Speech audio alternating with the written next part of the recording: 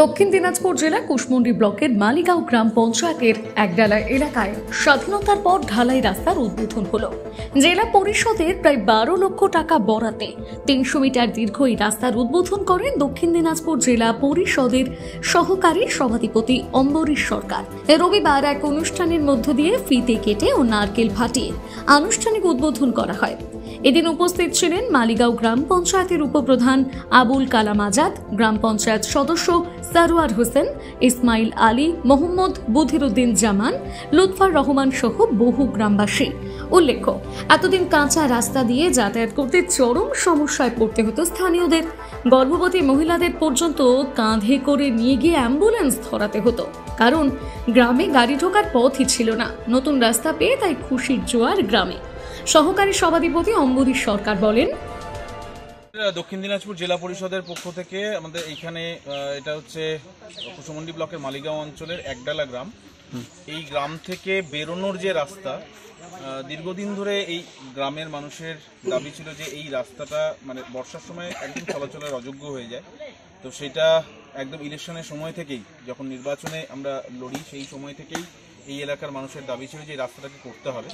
তো সেই কারণে দক্ষিণ দিনাজপুর জেলা পরিষদের পক্ষ থেকে প্রায় 12 লাখ টাকা, 11,65,000 টাকা সেইটা বরাদ্দ হয়েছে। আমাদের গ্রামের ভেতরে আইনুল হকের বাড়ির ওই সামনে থেকে, ওই চত্বর থেকে রাস্তাটা হয়ে আমাদের এখানে শিওল বনিপাড়া বনিপাড়ার যে পাকা রাস্তা, PNGS রাস্তা আছে, সেই দিকটাতে যাবে। টোটাল যতটা লেন্থ আছে ততটা একসঙ্গে করে করা যাচ্ছে না। যে বরাদ্দটা হয়েছে সেখানে প্রায় 250 মিটারের আশেপাশে এই রাস্তাটা হবে। বাদবাকিটা আবার পরবর্তী লটে আমরা সেই কাজটা করব।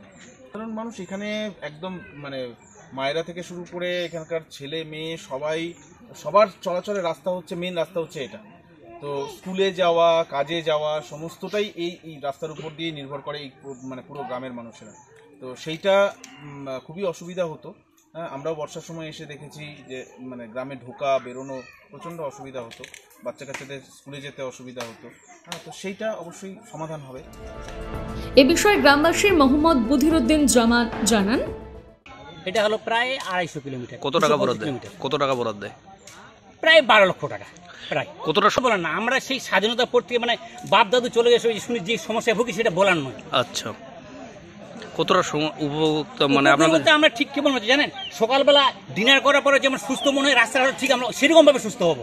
আচ্ছা, বিশেষ করে আমরা তো এটা কৃষিজীবী মানুষ, এখানে থেকে ফসল উৎপন্ন করলে কুইন্টালে শিউলের থেকে আমরা 300 টাকা কমে পাই।